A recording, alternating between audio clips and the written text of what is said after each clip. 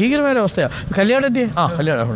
കല്യാണിൻ്റെ ചെയ്തൊരു റിപ്പോർട്ട് ആളുകൾ ഒരുപാട് ഏറ്റെടുത്തു. ഈ പശുവിൻ്റെ കാര്യം നമ്മൾ നേരത്തെ പറഞ്ഞതാണ്. പശു ഇപ്പോൾ സേഫായിട്ടിരിപ്പുണ്ട്. കല്യാണം മുകളിലോട്ട് കയറി പോകുമ്പോഴേ ശരിക്കും ഷിരൂരിൽ നിന്ന് വന്ന് ഇതിങ്ങനെ കാണുമ്പോൾ ഒരു വല്ലാത്തൊരവസ്ഥയല്ലേ?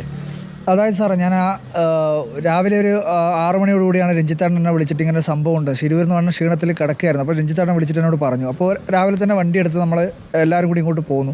അപ്പോൾ ഫസ്റ്റ് ഞാൻ എത്തുന്നത് മേപ്പാടിയിലാണ്. അപ്പോൾ മേപ്പാടിയിൽ എത്തുമ്പോൾ തന്നെ ഒരു ആയിരക്കണക്കിന് ജനങ്ങൾ ഇവിടെ മേഖലയിലുണ്ട്. അപ്പോൾ വണ്ടി ഇവിടെ സൈഡാക്കി നേരെ എന്നോട് ഇവിടെ ഹെൽത്ത് സെൻ്ററിലേക്ക് പോകാൻ വേണ്ടി പറഞ്ഞു. സത്യം പറഞ്ഞു കഴിഞ്ഞാൽ ആകെ ഒരു ജീവിതത്തിൽ എൻ്റെ അച്ഛൻ്റെ അച്ഛൻ മരിച്ച സമയത്ത് ഞാൻ എന്നുവെച്ചാൽ എന്നെയൊക്കെ താലോലിച്ച ഒരു മനുഷ്യനായിരുന്നു അയാൾ.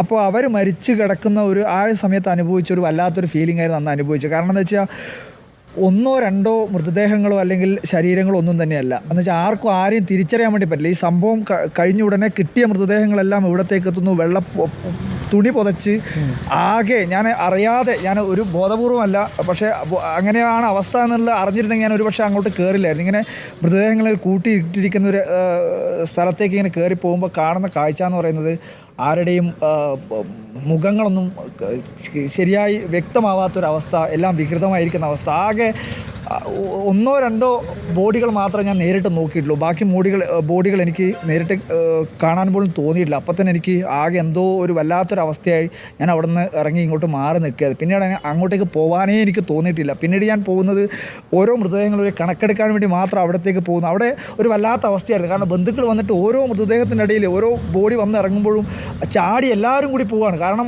ആയിരക്കണക്കിന് ആളുടെ ബന്ധുക്കൾ ഇങ്ങനെ വല്ലാത്ത കാഴ്ചയല്ലേ എൻ്റെ സാർ. അത് നമുക്കത് എങ്ങനെയത് പറയേണ്ടതെന്ന് അറിയില്ല. അത്രമാത്രം ഭീകരമായിരുന്നു. അതായത് മൃതദേഹം തിരിച്ചറിയാൻ വേണ്ടി ഓടിപ്പോവാണ്. ഇത് എൻ്റെ ആളാണോ, എൻ്റെ ഭാര്യ? അത് ഒരാളല്ല സാറേ. അതായത് ഒരു ബോഡി വരുമ്പോഴേ ഈ പറയുന്ന 100-500-ലധികം ആൾക്കാരുടെ ബന്ധുക്കൾ ഇവിടെ നിൽക്കുകയാണ്. ഈ ആശുപത്രിയുടെ ഈ വരാന്തയിലും ഈ പരിസരത്തൊക്കെ നിൽക്കുക ആയിരക്കണക്കിന് ആൾക്കാരുണ്ട്.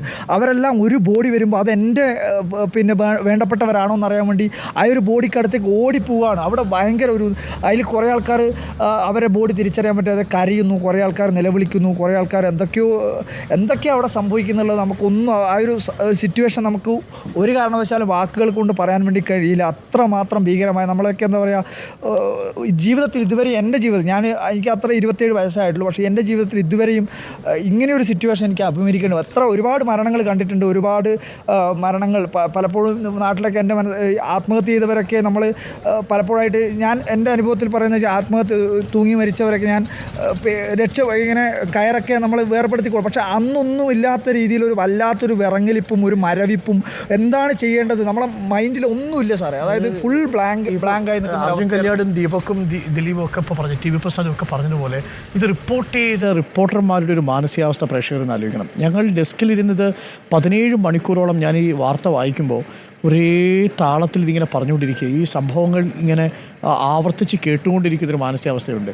ഞാൻ വിചാരിച്ചത് അവിടെ ഇരുന്ന് പറയുമ്പോൾ എനിക്കായിരിക്കും ഇത്രയും വലിയ വിഷമമുള്ളത്, അല്ലെങ്കിൽ ഡെസ്കിലിരുന്ന് കേൾക്കുന്ന നമ്മുടെ മാധ്യമപ്രവർത്തകർക്കായിരിക്കും ബുദ്ധിമുട്ടുള്ളത്. പക്ഷേ ഈ ഫീൽഡിൽ ഇത് നേരിട്ട് കാണുന്ന ഇവരെ പോലുള്ള മനുഷ്യരുടെ ഒരു മാനസികാവസ്ഥ ആ ഘട്ടത്തിൽ നമുക്ക് ഊഹിക്കാനേ കഴിഞ്ഞില്ല.